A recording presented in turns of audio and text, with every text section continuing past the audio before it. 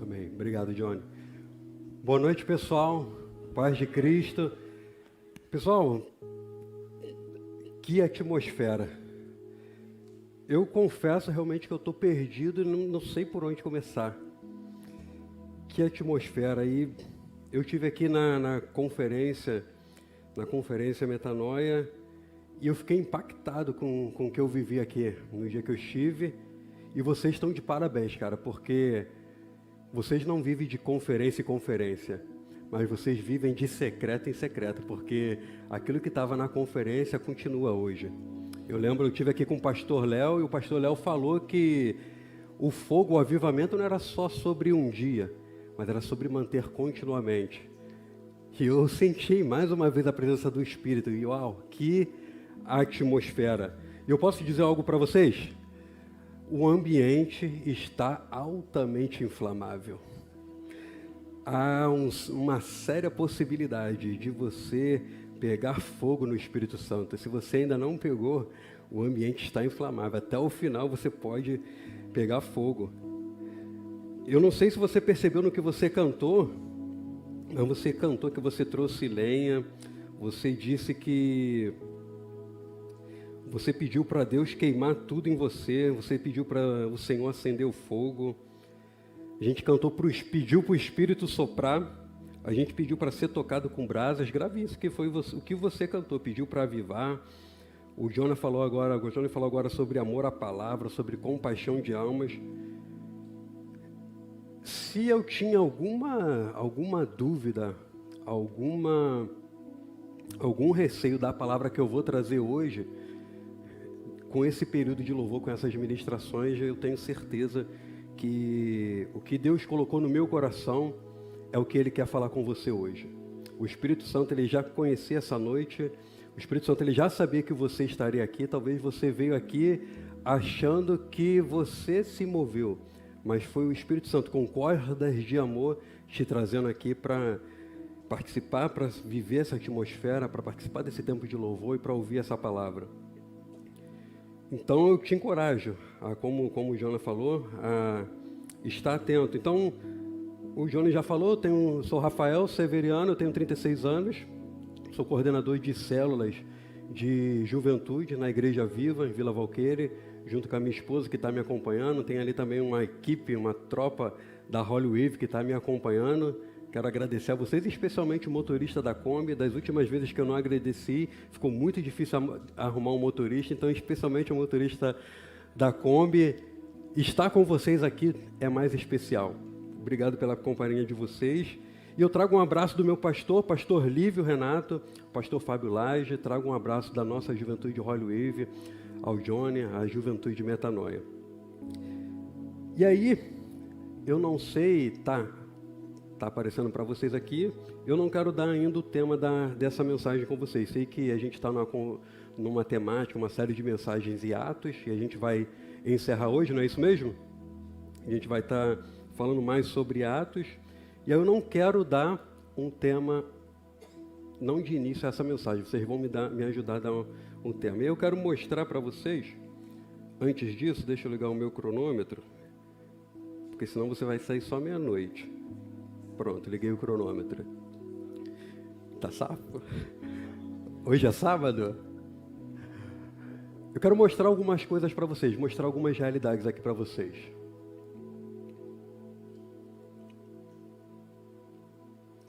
Olha só que coisa boa. Evangélicos devem ultrapassar católicos no Brasil a partir de 2032. O estudo diz que as duas religiões deverão empatar em 40% no total de fiéis do país cada uma. Pelo menos os dados oficiais. A vantagem católica hoje é 64% católicos, 22% de evangélicos. Em 2032 seremos maioria.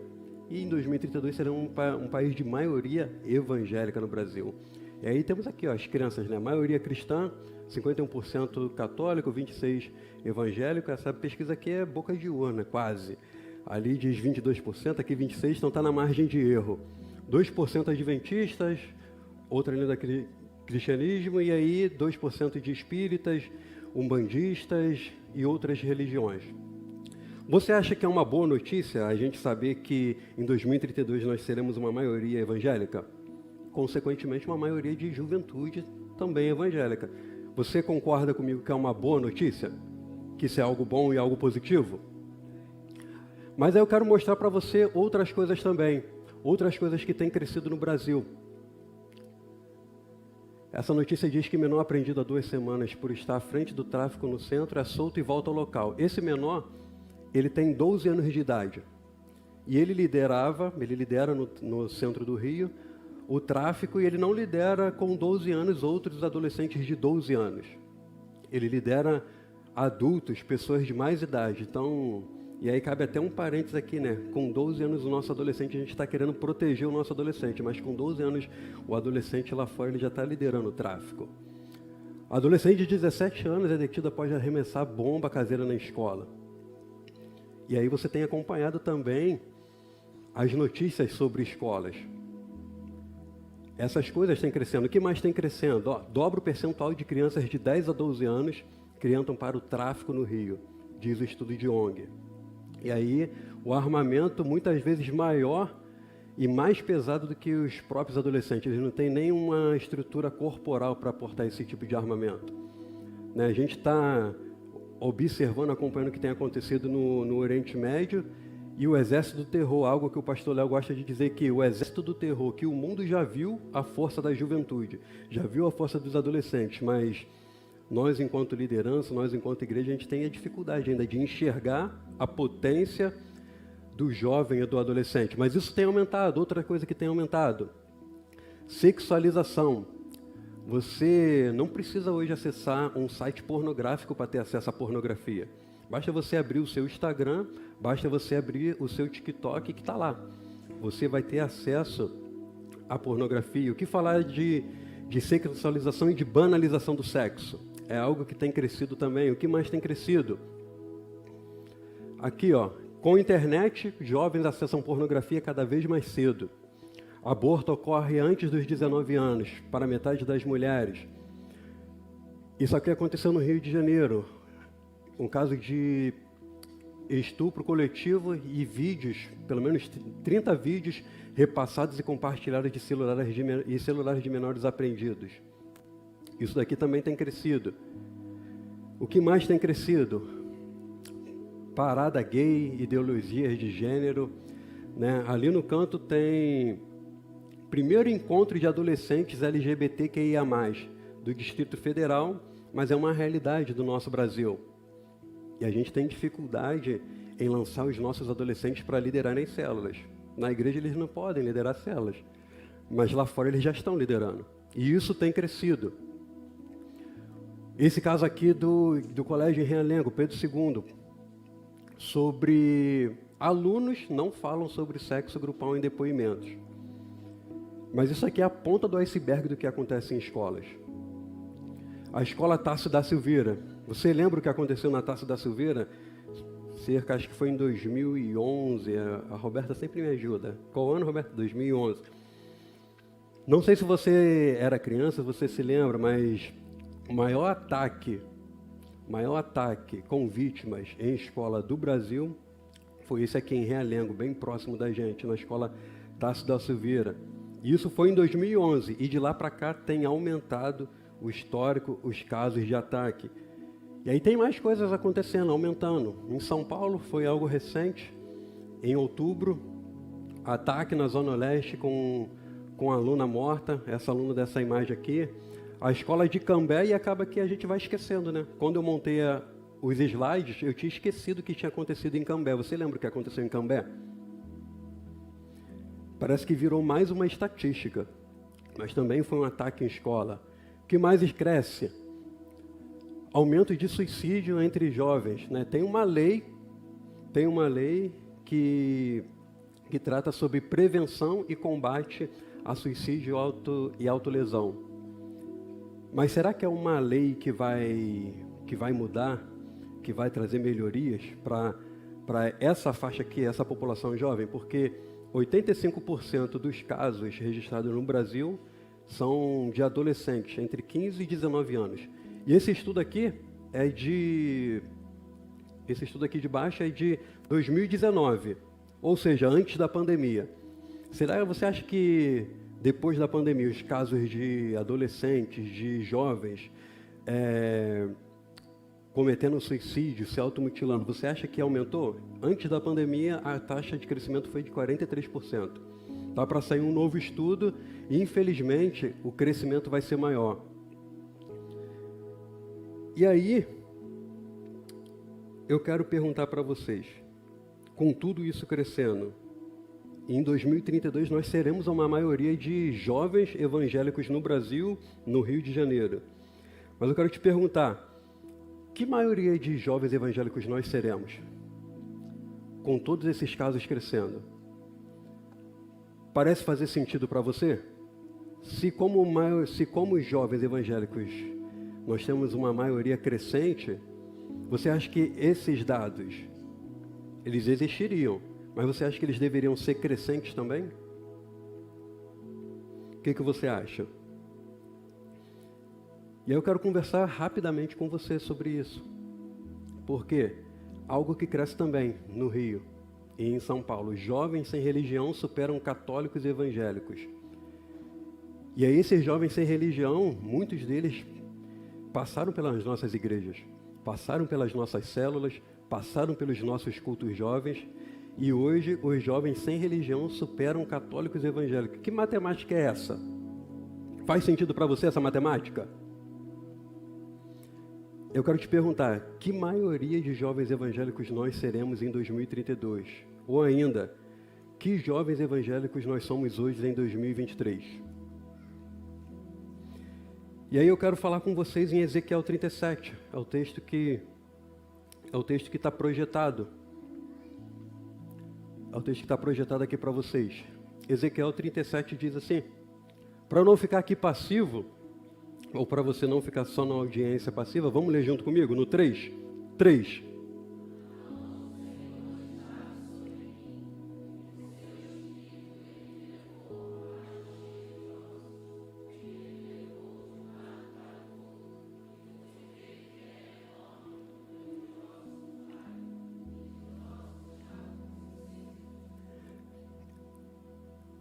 Eu não consigo imaginar essa experiência dos ossos secos como talvez Deus mostrando para o profeta um slide. Ele mostrou um slide de ossos secos e o profeta viu isso e... Sabe como eu imagino essa realidade dos ossos secos? E aí eu preciso te contar, talvez te cause embrulho no estômago. Mas já é para talvez tentar aproximar o que eu acho que foi essa experiência para o profeta. A minha avó faleceu, tem já algum tempo, e aí nós fomos fazer o sepultamento da minha avó. Fomos ao cemitério de Santa Cruz, e ali fomos sepultar minha avó em Cova Rasa. E era um dia de muita chuva. E aí os coveiros, eles estavam fazendo o trabalho de liberar outras covas. E aí a nossa família contemplou alguns ossos. E aí os coveiros, eles pararam com o que eles estavam fazendo para dar uma liberdade para a nossa família, para a gente sepultar a nossa avó. E aí eu não sei o que aconteceu, eu pisei em falso, eu pisei em alguma coisa podre, eu não sei se foi um osso, não foi um osso, mas eu não sei no que eu pisei, mas eu pisei em algo podre. E aí quando eu entrei no carro para voltar, dirigi de Santa Cruz para Nilópolis, o cheiro que estava no carro do que eu pisei era um cheiro horrível. Era um cheiro horrível. E chegando em casa, cara, eu lavei meu tênis, eu lavei o tapete, eu lavei o chão do carro. O chão ficou, parece que grudado em mim por uma semana, um cheiro de podre. Um cheiro de podre. E aí é mais ou menos assim que eu imagino a experiência de Ezequiel. Eu não consigo imaginar ele vendo os ossos igual da sala de biologia lá da sua escola, aquele esqueleto lá, e ele...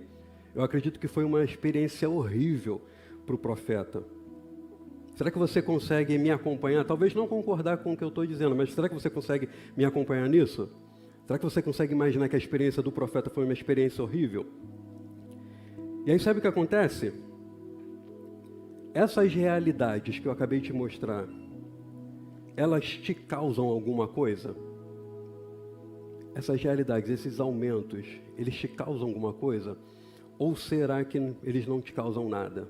Eles não te chocam nada? Ah, mais uma pessoa, mais uma jovem que morreu na escola. Infelizmente. Afinal de contas, não sei o que foi do destino eterno dela. Afinal de contas, Deus é misericordioso. Com certeza, Deus deu uma oportunidade para ela. E se ela foi para a perdição eterna, com certeza Deus deu uma oportunidade a ela. Mas esse crescimento, a palavra diz que o mundo vai de mal a pior, o mundo jaz no maligno, e é isso mesmo. E eu não vejo a hora de Jesus voltar para me livrar e me tirar dessa terra aqui. Será que é assim que a gente tem reagido a essas realidades? E aí sabe o que acontece? Como juventude, às vezes nós estamos no meio de ossos secos, levando a nossa vida cotidiana. A gente está no meio dessas realidades, no meio dessa crescente e levando na nossa vida cotidiana. De segunda a sexta, o seu colega da escola, ele se mutila, ele banaliza o sexo, ele pensa em suicídio. Mas, cara, graças a Deus, porque sábado você vai estar aqui. E o seu amigo da escola? Deus vai dar uma oportunidade para ele.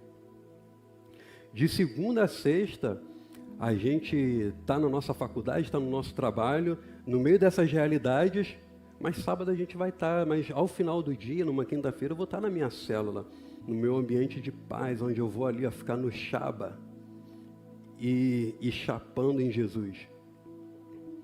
E às vezes a gente está na nossa vida cotidiana, levando a nossa vida no meio de ossos secos. Sabe por quê? Porque o cheiro da podridão do pecado não nos incomoda mais. E às vezes isso fala sobre a gente também. Às vezes nós mesmos vivemos com o chamado pecado de estimação e esse cheiro de pecado já não incomoda mais a gente e a gente leva a nossa vida cotidiana. Às vezes, como eu digo, durante muito tempo eu fui viciado em pornografia. A pornografia foi o meu pecado de estimação. E chegou um tempo que a pornografia não cheirava mais, não fazia mais mal. Eu me acostumei com o cheiro do podre. E aí talvez como juventude a gente esteja assim. A podridão do pecado não nos incomoda mais. O vale de ossos secos não nos incomoda mais. E aí sabe o que acontece? Nós nos tornamos uma juventude que não faz mais diferença. Nós nos tornamos uma juventude que não ilumina. Nós nos tornamos uma juventude que não salga. Porque iluminar no monte onde tem um monte de luz, cara, é fácil. Agora, iluminar no meio das trevas, é lá que a gente precisa brilhar. Mas lá a gente não tem brilhado. E aí eu quero dar o tema da mensagem para vocês. Não sei se você vai concordar com isso. Mas será que eu consigo me imaginar num Rio de Janeiro, num rio de ossos secos? Cara, qual é, fala para mim, você que tem um amigo de outro estado, ou você que tem alguém aqui que veio de um outro estado para o Rio de Janeiro? Tem alguém aqui? Ali. Qual era a imagem que você tinha do Rio de Janeiro? Péssima? Uma imagem ruim? Mais ou menos? Se você tem um amigo, experimente fazer isso. Pergunte para um amigo que não é do Rio de Janeiro qual é a imagem que ele tem ou qual é a imagem que ele tinha. Eu morei durante 3 anos no Pará. E aí aquilo também, né? Para o bem e para o mal. Pará Norte, às vezes você acha que o Norte você vai ver um indígena andando na rua, vão te dar uma flechada. Não é nada disso. Mas o paraense, ele acha que, nem todos, claro, mas ele acha que tu vai sair na rua e vai ter um caveirão passando e você precisa se desviar de balas e de projéteis. Ele acha que é assim. Em alguns lugares do Rio é assim, mas não é em todo lugar do Rio. Mas tirando tudo isso, você consegue imaginar que talvez a gente esteja vivendo num rio de ossos secos? E aí talvez a culpa, talvez a responsabilidade seja minha e sua. E aí, cara, como Jesus olhava para isso? Como Jesus olharia para essa questão do crime, para a questão das escolas, para a questão da violência, para a questão da internet? Como Jesus olharia para isso? A palavra diz que Jesus ele via as multidões como ovelhas sem pastor e teve compaixão por elas. E às vezes a gente precisa de um batismo de compaixão. O batismo de Jesus, a compaixão de Jesus nos nossos corações, para olhar para essas realidades e ter compaixão das pessoas. Porque às vezes é isso que falta, às vezes a gente precisa de um constrangimento. Eu não sei como você consegue olhar essas realidades, mas eu consigo ver uma juventude buscando algo que elas só encontrariam em Jesus. Eu consigo, a música que nós cantamos, né? Não imaginava que Jesus era lindo assim. Talvez a juventude hoje, a juventude lá de fora, ela só foi apresentada a regras, ela foi apresentada a uma religião, ela foi apresentada a não toques, não proves, mas ela ainda não foi apresentada à pessoa de Jesus. Essa dinâmica aqui que o Johnny fez, ainda bem que eu estava sentado, porque minha perna deu uma tremida, irmão. E aí eu voltei a perna ali, porque a perna deu uma bambeada. Muitas pessoas que dizem que não querem Jesus, elas não conheceram Jesus ainda, elas não tiveram uma experiência de realmente conhecer Jesus. E aí sabe o que acontece também? A gente caminha para uma maioria de juventude evangélica, mas tem todas essas realidades crescendo. Tem essa frase que é atribuída ao Gandhi, que ele diz: eu gosto do seu Cristo, mas não gosto de seus cristãos. Seus cristãos são tão diferentes do seu Cristo? Será que é isso como uma juventude de quase que está caminhando para a maioria evangélica? Será que é assim que a gente vai viver? Porque eu acho que essa frase dele aqui tem a ver muito com a gente ser maioria cristã, maioria evangélica, e ter esses aumentos na nossa cidade, e especificamente na nossa cidade. E aí, você consegue perceber que existe uma falta de semelhança entre maioria cristã? Eu estou sendo repetitivo, mas você consegue ver que existe uma falta de semelhança entre maioria evangélica e toda essa realidade que a gente tem no nosso estado?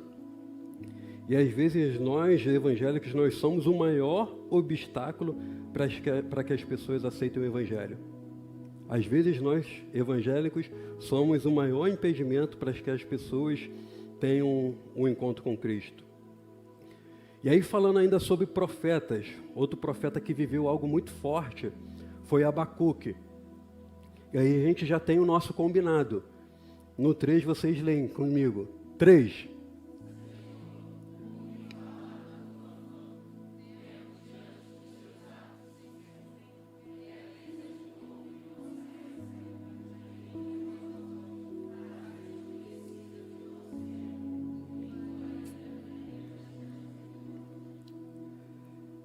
O que o profeta está falando aqui, né? Ele ouviu falar dos feitos do Senhor, e aí grandes feitos, e aí ele pede para fazer na geração dele, porque o que ele via na geração dele não batia com o que ele ouvia falar dos feitos do Senhor.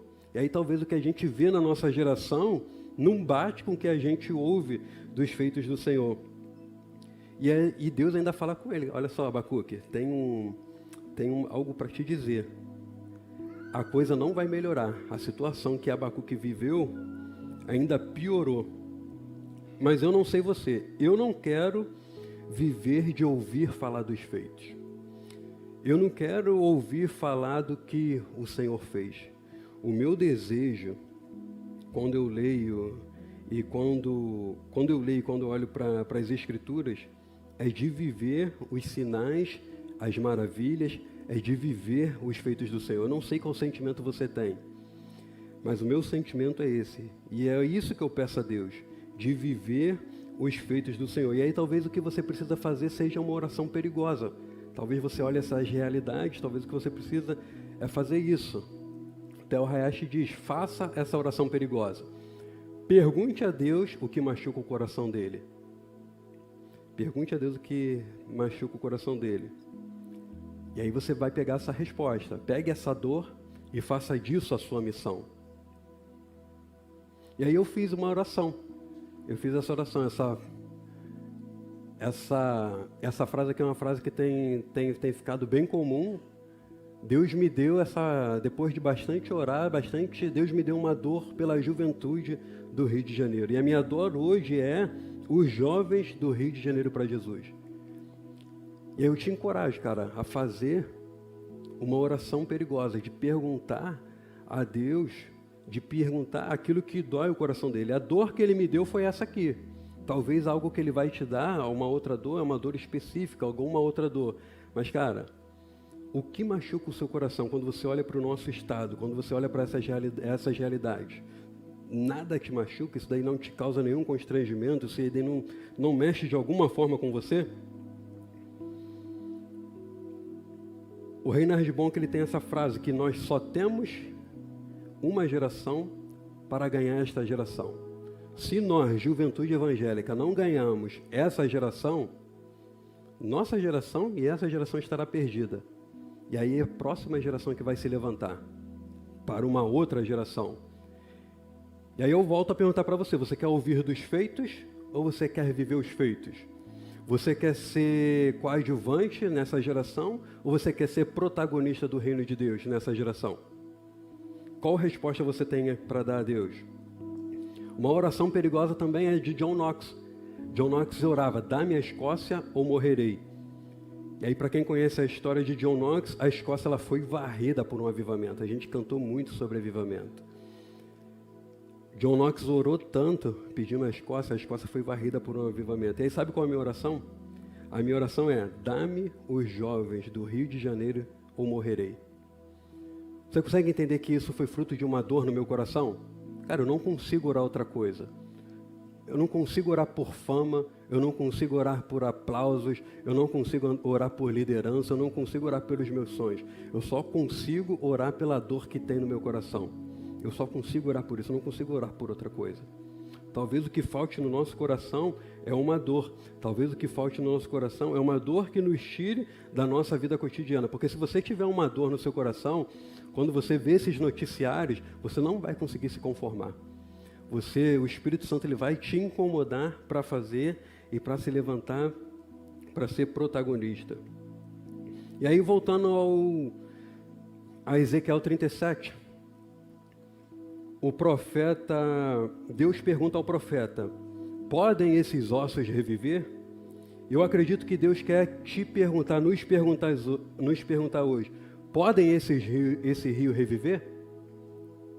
Pode esse rio de ossos secos reviver? Será que tem esperança para o Rio de Janeiro? O profeta responde, ó soberano Senhor, só tu o sabes. O que o profeta quer dizer, quando você vê a multiplicação dos pães, tem um dos evangelhos, ele vai narrar as multiplicações dos pães, acho que é Lucas, vai narrar que Jesus pergunta a André de onde arrumariam tantos pães. E aí André responde, não sei, sei lá, Jesus. Tá de brincadeira comigo? André responde assim, Jesus. Só que aí o evangelista, ele relata que Jesus perguntou isso para testá-lo, porque ele já sabia o que ele ia fazer. Os planos de Deus para a nossa cidade, os planos de Deus para o Rio de Janeiro, para a sua família, para a sua escola, para a sua faculdade, ele já sabe o que ele vai fazer. Mas ele pergunta isso aqui para nos pôr à prova. E às vezes a gente está respondido como André, não sei. Cara, vamos responder como profeta, soberano Senhor, só tu sabes. Cara, essa guerra é de Deus, essa briga é de Deus. O maior interessado em almas é o próprio Senhor. O maior interessado na transformação do Rio de Janeiro é o próprio Senhor. Joga a peteca para Deus, dá o problema para ele aí, Deus, se vira aí, irmão. Soberano Senhor, tu sabes. Jesus, o Senhor nos pergunta hoje, o Espírito nos pergunta hoje, poderá o Rio de Janeiro reviver? E aí sabe qual é o problema? Em Ezequiel ainda 37:4, o Senhor responde para ele, depois que o profeta diz, o Senhor sabe, Deus diz para o profeta. E observe que é uma dinâmica bem legal. Eu fui na turnê do Morada e o Brunão estava falando algo bem interessante.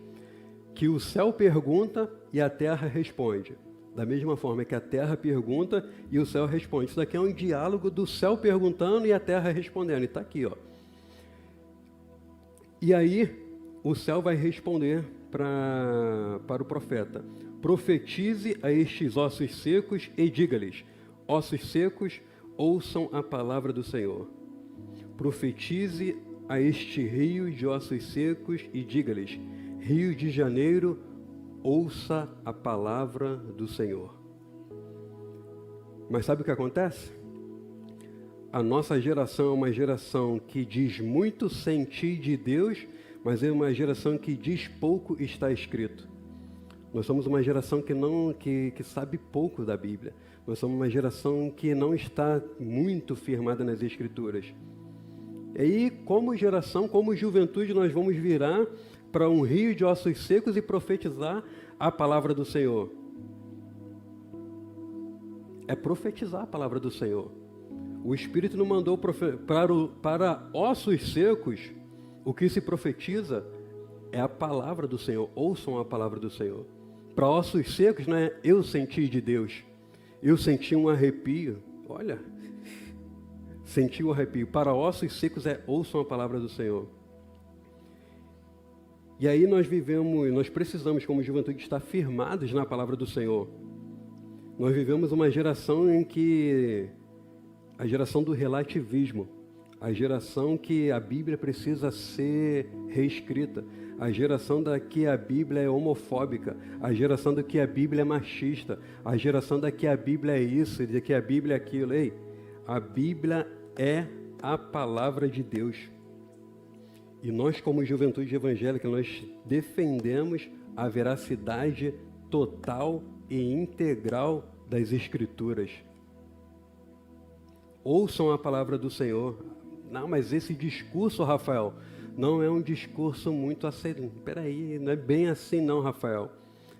Nós não negociamos com a palavra do Senhor.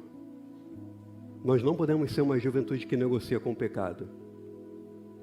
Porque se nós formos uma juventude que negocia com o pecado, nós vamos ser a maioria de juventude evangélica. Mas todas essas realidades elas vão continuar aumentando e piorando.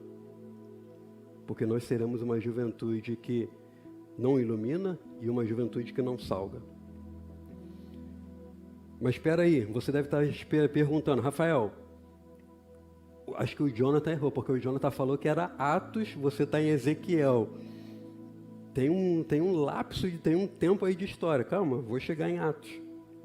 Ezequiel 37:9, o céu responde ao profeta, profetiza ao Espírito. Ezequiel 37:9, a seguir ele me disse, profetize ao Espírito, profetize, filho do homem, e diga-lhe, que assim diz o soberano Senhor, venha desde os quatro ventos, ó Espírito, e sopre dentro desses mortos para que vivam. E aqui tem uma questão interpretativa. Se você pegar a sua Bíblia, você vai ver que o Espírito está com um E minúsculo. E aí, não. Já aprendi, eu sou da escola de líderes, já aprendi na escola de líderes que quando o E é pequeno, é o Espírito do homem ou o comportamento. E quando o E é maiúsculo, é Espírito Santo. Mas os comentaristas eles vão dizer, se você seguir a leitura, dentro desse contexto aqui, o Espírito que se segue é um Espírito com um E maiúsculo e apontando para o Espírito Santo.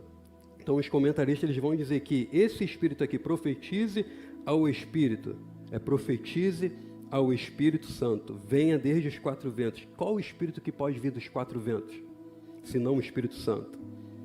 Qual é o Espírito Santo que sopra dentro de mortos para que vivam, se não o Espírito Santo? E é aqui que eu entro em Atos dos Apóstolos. Ou se você preferir, Atos do Espírito Santo. Nós não podemos profetizar o Espírito se não temos o Espírito. Nós não podemos profetizar a palavra se não temos a palavra. Da mesma forma, não podemos profetizar o Espírito se não temos o Espírito. E aí sabe o que acontece? Até numa boa vontade, até numa motivação, a gente quer cumprir o chamado, a gente quer ver o rio transformado, mas sem sermos tocados pelo fogo. A gente quer cumprir o chamado, mas sem ser tocado pelo fogo. Um outro profeta que teve uma experiência foi o profeta Isaías, que teve os seus lábios tocados com uma brasa tirada do altar. E sabe o que isso diz para a gente? Não é possível cumprir o chamado sem o fogo do Espírito. E às vezes a gente quer cumprir o chamado sem o fogo, e às vezes a gente quer ter o fogo sem cumprir o chamado. E aí essas coisas não combinam. Ou às vezes a gente vive no chaba, vive na chapação aqui do Espírito e tudo mais. Espero que eu não esteja constrangendo ninguém por falar chapação. Se eu estiver constrangendo, se eu constranger alguém até agora do que eu falei, cara, me perdoa, você pode conversar comigo no final, me perdoa, mas eu não quero te ofender.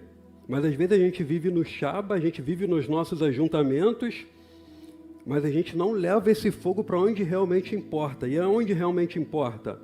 A gente não leva esse fogo para as nossas escolas, a gente não leva esse fogo para as nossas faculdades, para o nosso trabalho, a gente não leva esse fogo para as nossas praças, para nossas casas, para os condomínios, para os hospitais, para os presídios.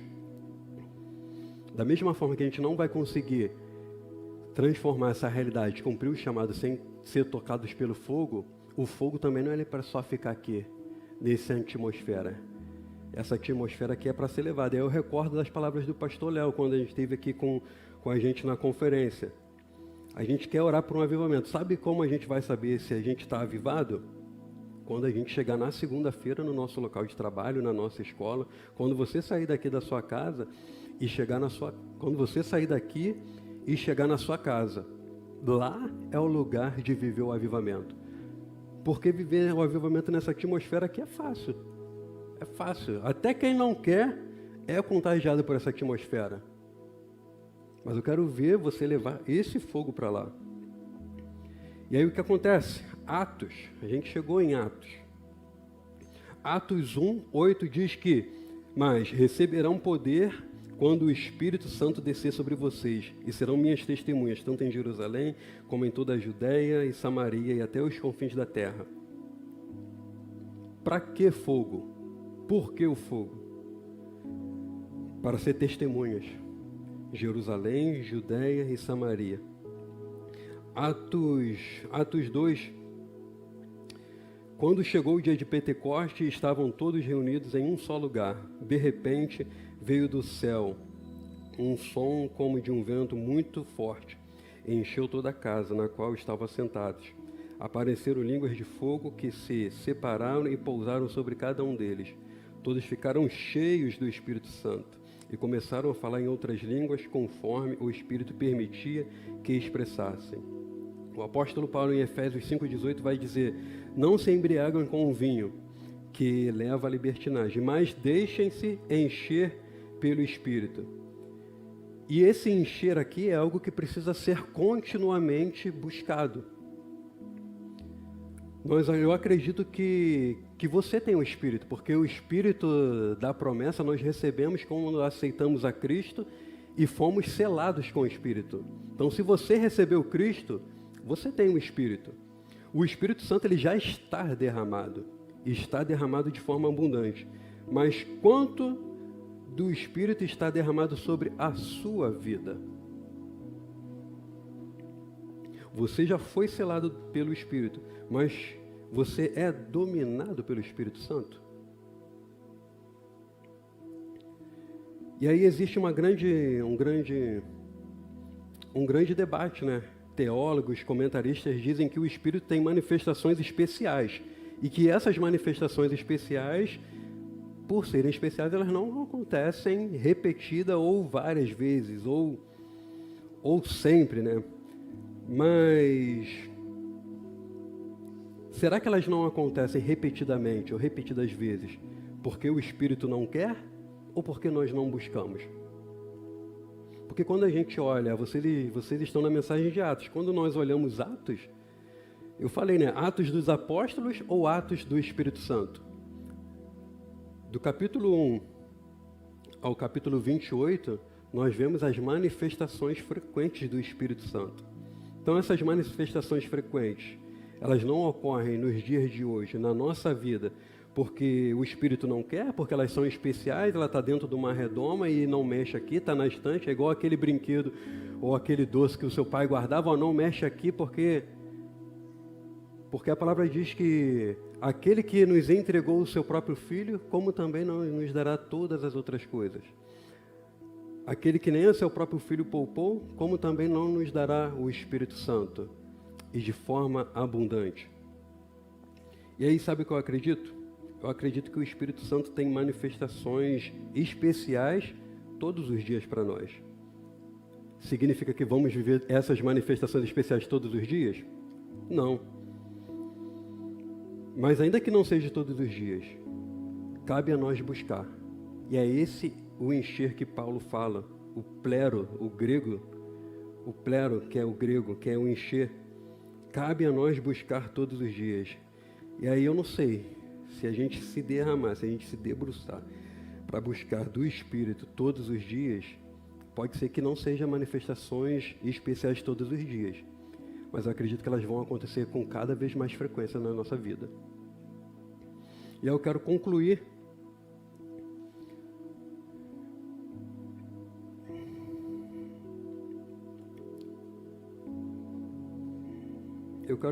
passando direto ao desafio. Eu vou pular essa parte e eu quero ir direto para o desafio. Eu vou pedir para o louvor subir. Eu quero orar com vocês. E aí, cara, a mensagem, eu não lembro que eu falei que se eu tiver alguma insegurança sobre a mensagem, a insegurança foi com o tempo de adoração? E aí, louvor, não sei que música vocês vão cantar. Cara, pode ser qualquer uma que vocês cantaram que vai caber certinho. Se for esse último medley que vocês mandaram, vai ser brabo. E aí nós temos um desafio. Eu acredito que Deus ele está nos convidando a escrever Atos 29 na cidade do Rio de Janeiro. Eu acredito que Deus tem nos chamado para escrever Atos 29 na nossa cidade e transformar esse rio de ossos secos num rio para a glória de Deus. E eu não sei o que você sente. Eu não sei o que você sente, mas eu acredito nisso. Eu acredito que Deus quer fazer isso. Qual será a sua resposta? Eu falei que o céu pergunta e a terra responde. O céu pergunta hoje. A juventude aqui, a juventude em Campo Grande, a juventude de Metanoia, a juventude de Holy Wave, você que está nos acompanhando. O céu pergunta, será que a palavra diz que Deus não tem prazer na morte do ímpio? Então, é seguro dizer que Deus não tem prazer num Rio de Janeiro de ossos secos. Mas nós, como juventude evangélica, nós vamos nos levantar, sermos protagonistas e escrever Atos 29 hoje na nossa cidade, ou nós vamos deixar para outra geração? Qual vai ser a sua resposta? Você vai deixar para outra geração? Ou você vai fazer como John Knox, vai fazer uma oração pedindo para que Deus possa transformar e mudar o Rio de Janeiro? Qual vai ser a sua oração? Eu acredito que nós temos alguns desafios. Nós temos um desafio de batismo de compaixão. Nós temos um desafio por pedir uma ferida que fere o coração de Deus. Nós temos um desafio para viver os feitos de Deus. Nós temos um desafio de ganhar esta geração. Temos um desafio de profetizar a palavra, de profetizar o Espírito Santo. E aí eu volto para o que a gente foi dito. A gente cantou, você disse que trouxe lenha, você disse que tem fogo, você pediu para acender o fogo. A gente cantou pedindo para o Espírito soprar. A gente pregou sobre o Espírito soprar sobre o vale de ossos secos. Você percebeu que o Espírito Santo ele já tinha planejado essa noite aqui? E se ele planejou essa noite, a gente não conversou, eu não combinei com o Johnny, eu não combinei com o louvor. Se o Espírito Santo ele foi capaz de conduzir você até aqui, o louvor, essa mensagem, se tudo isso fez sentido até aqui, será que não faz sentido que ele quer transformar o Rio de Janeiro para a glória dele? Será que não faz sentido que ele quer usar a sua vida para mudar o Rio de Janeiro? Será que não faz sentido que ele quer uma juventude entregue e rendida a ele? Será que não faz sentido que ele não está se importando sobre uma maioria de juventude evangélica, mas ele está preocupado com 120 que estão reunidos buscando, 120 que serão revestidos do poder e serão testemunhas em Jerusalém, em Samaria e até os confins da terra? Eu quero que você se coloque de pé. Eu quero que você se coloque de pé. A gente vai cantar essa canção.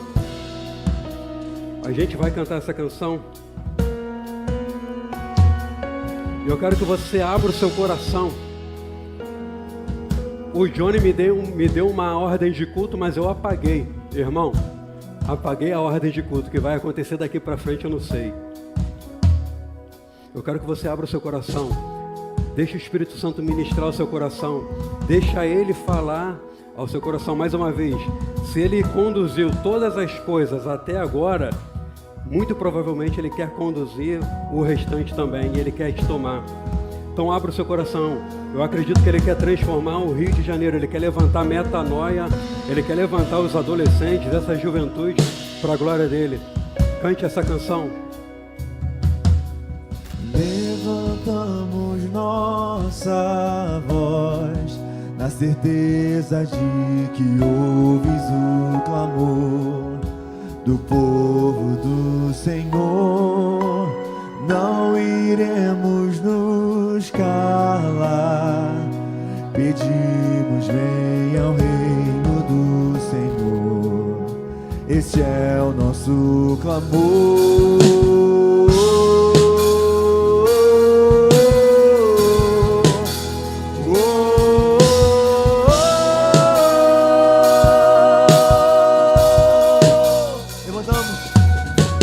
Levantamos nossa voz na certeza de que ouves o clamor do povo do Senhor. Não iremos nos calar, pedimos, venha ao reino do Senhor. Diga! Esse é o nosso clamor. Que venha a justiça, paz e equidade, que sua glória encha as nossas cidades, que o amor transforme, a graça transborde. Ouve a nossa voz, Senhor, quando o céu beijar a terra, pararemos de clamar, mas até lá, aviva-nos, quando o céu beijar a terra, pararemos de clamar, mas até lá, aviva-nos,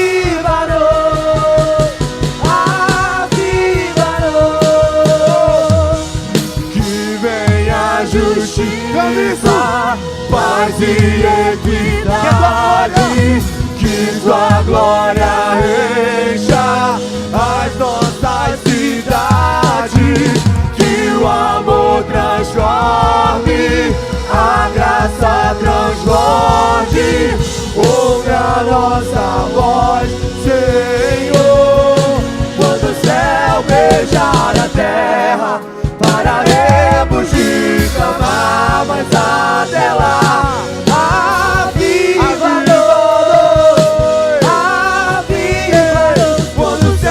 beijar a terra, pararemos de clamar, mas até lá, aviva-nos, quando o céu beijar a terra, pararemos de clamar, mas até lá,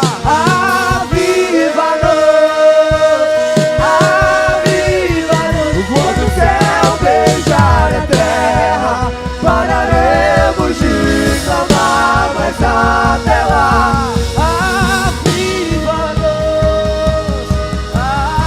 aviva-nos. Eu quero falar com você.